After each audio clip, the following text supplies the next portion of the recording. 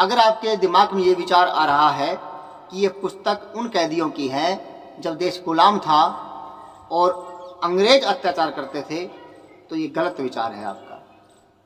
मैं पूरी व्यवस्था के खिलाफ आपको ये कहानियाँ सुना रहा हूँ। इसमें ना अंग्रेजी व्यवस्था की बात कर रहा हूँ ना भारतीय व्यवस्था की, मैं बात कर रहा हूँ न्याय व्यवस्था की जो वर्तमान में है, जो न्यायालय बने हुए हैं।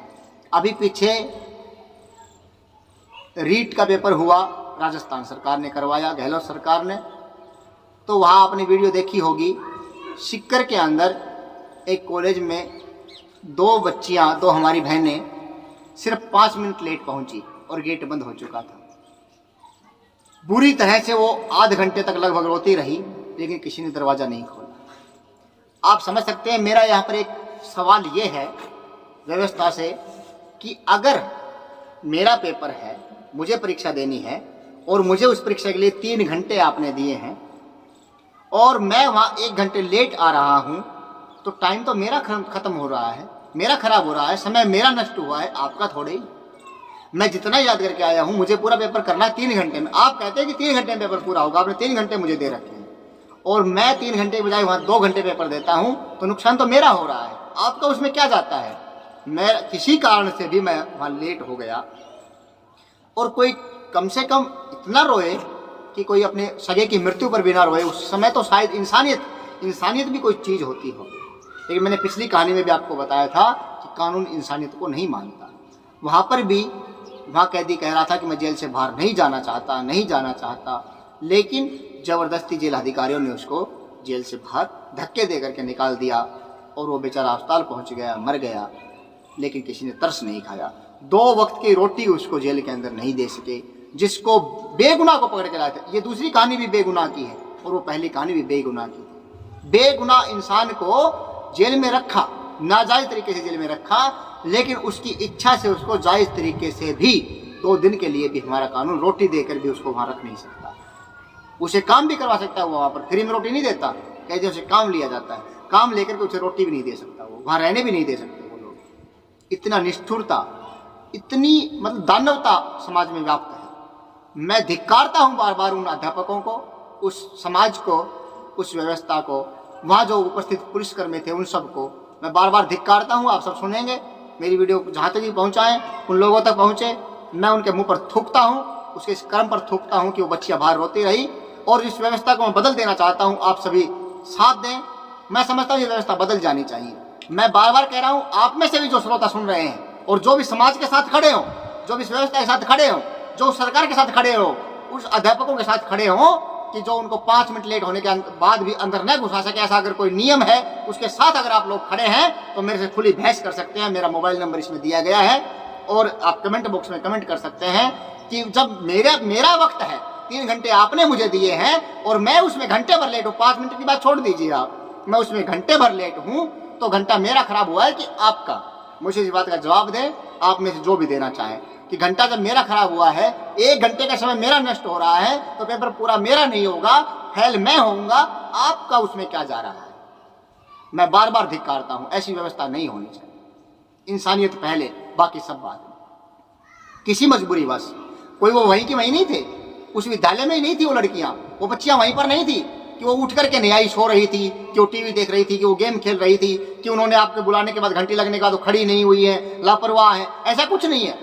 आपने ही अपने स्वार्थपरता के तहत स्वार्थी होकर के अपने खजाने भरने के लिए, टैक्स के लिए आपने ही उसको 100, 200, 400, 1,000 किलोमीटर दूर से आपने उनको बुलाया है, उनके सेंटर इतनी दूर दिए हैं और फिर जाम लगवाए हैं, जगह जगह आपने टोल टैक्स बनवाए हैं, जगह जगह आपने ब्रेकर बनवाए हैं, जगह जगह आपने चेक पोस्ट लगवाए हैं। वहाँ पर उनकी चेकिंग होती है और उसमें वो रुक जाती है, वहाँ पर वो लेट हो जाती है। इसमें उनकी कोई गलती नहीं है, किसी की कोई गलती नहीं। जो पहुंच गए उनका कोई योगदान नहीं है, जो नहीं पहुंचे उनकी कोई गलती नहीं है। हाँ, अगर वो घंटे 2 घंटे लेट आते तो भी कोई बात नहीं, 5 मिनट कोई बड़ी चीज नहीं थी। 5 मिनट तो आदमी को कहीं भी कांटा चुभ जाए तो 5 मिनट लग जाए, और कांटा चुभने में उसकी कोई गलती नहीं है। वो किसी अमीर माँ बाप की लड़कियां नहीं है। ऐसे ऐसे आप सब बच्चे जो भर्ती देख रहे हैं, आप जानते हैं ऐसे ऐसे कितने हमारे भाई हैं, कितने साथी हैं, कितने दोस्त हैं जिनके पास किराए के पैसे नहीं होते हैं, फार्म भरने के पैसे नहीं होते हैं, जिनकी माँ कहीं पोछा लगा करके, किसी के बर्तन भांडे धो करके, किसी के साथ भीख मांग करके किसी तरह अपने मेरा बच्चा कामयाब हो जाएगा, किसी के पैर पकड़ के मिन्नतें करके ब्याज पैसे लेकर के किसी तरह फार्म भरवाते हैं, किसी तरह से आपको वहाँ टेस्ट देने के लिए भेजते हैं। फिर आप वहाँ जाते हैं और किराए के पैसे भी नहीं होते हैं, फिर वहाँ जाने के बाद आपके साथ ऐसा बर्ताव होता है। क्या है, सरकार को जो अपनी पुलिस पर भरोसा नहीं है, अपने प्रशासन में भरोसा नहीं है, तो पेपर किस लिए करवा रहे हैं आप? अगर आपको भरोसा नहीं है कि पुलिस, अगर आप लोकल में, मतलब मैं महेंद्रगढ़ जिले का हूं और महेंद्रगढ़ जिले में अगर आप मेरा सेंटर देते हैं तो वहां पर अगर मेरी नकल हो सकती है क्योंकि मैं लोकल हूं, तो फिर जब यहाँ की पुलिस बिकाऊ है, आपको भरोसा नहीं यहाँ के अध्यापकों पर, यहाँ की पुलिस पर, यहाँ के प्रशासन पर, तो राजस्थान में आपको भरोसा कैसे है? और फिर इतनी दूर सेंटर देने के बाद कौन से आपने बचा ली नकल, कौन सी नहीं की आपने, फिर भी तो पेपर कैंसिल कर दिया, फिर भी तो आपका पेपर लीक हो गया, फिर उसका जुर्माना कौन भुगतेगा?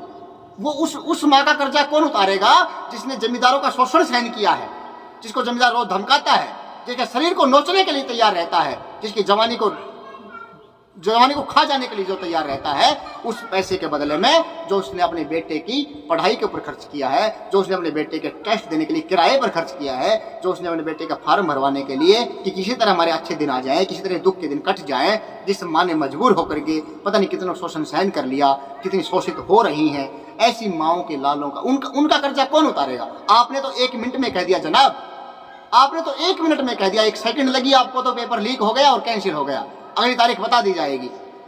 आपने 3 साल पेपर नहीं करवाया, और जो 3 साल तक बच्चे बैठे रहे, जो हरासमेंट हुआ उनका, जिन्होंने तैयारी कर रखी थी, आपने कैंसिल कर दिया, उनका जो हरासमेंट हुआ, वो हरासमेंट का केस आपके ऊपर क्यों नहीं लगता?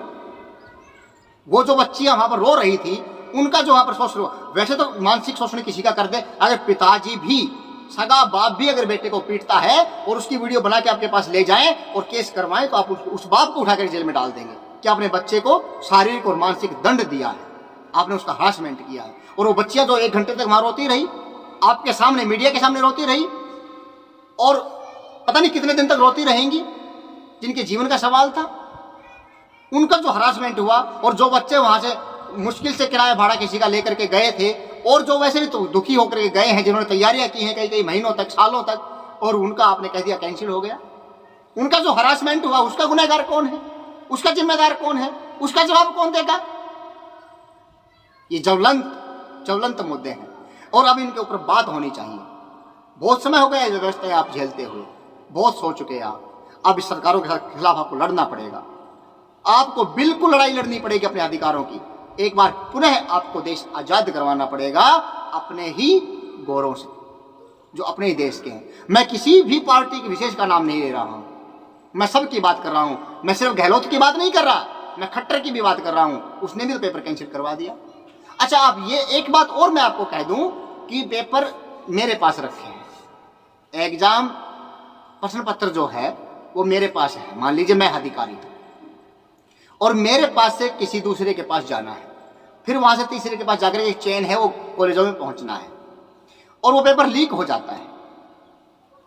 अच्छा, आपने कैसे पकड़ा उसको लीक हो गया? आपने किसी बच्चे को नकल करते पकड़ लिया, या उसकी आंसर शीट बनाते पकड़ लिया, या उसके व्हाट्सएप को पकड़ लिया, या उसके मोबाइल नंबर पे रिकॉर्डिंग थी उसको पकड़ लिया, आपने उसको पकड़ लिया। जनाब, आपको पता लग गया आप पेपर लीक हो चुका है, तो आप क्या करते हैं? उस बच्चे को उठा करके जेल ले जाते हैं, उसका रिमांड लेते हैं, उसे पूछते हैं किस किस से बातें हुई, कैसे कैसे हुई, फिर उनको उठाते हैं, फिर उनको रिमांड लेते हैं, उनको पीटते हैं। तब तक ये मुद्दा मीडिया में चलता है, फिर जब तक अधिकारियों तक बात पहुंचती है, क्योंकि पेपर कोई उसके पास थोड़ी रखा था, पेपर ना तो उस लड़के के पास था, पेपर ना उससे पैसे लेने वाले के पास था, वो जो गांव का व्यक्ति जो भी है, जो उससे पैसे लेता है, ना उसके पास था, उसके घर में तो बना नहीं था। पेपर तो आपने बनाया था, आपके अधिकारियों ने बनाया था, आपके प्रशासन ने बनाया था। पेपर तो वहां तिजोरी में रखा था, ताले में बंद था, पेपर तो वहां से जाना था, पेपर लीक तो वहां से हुआ है। लेकिन वहां तक जब बात जाती है 4-5 दिन में, 6 दिन में, 7 दिन में, 10 दिन में, तो आपका मुद्दा शांत हो जाता है सर। तब तक वो समझ में नहीं आता कौन पकड़ा गया, किसका क्या। जेल होती है तो केवल बच्चों तक की होती है, केवल जो लोकल व्यक्ति होते हैं उनकी होती है।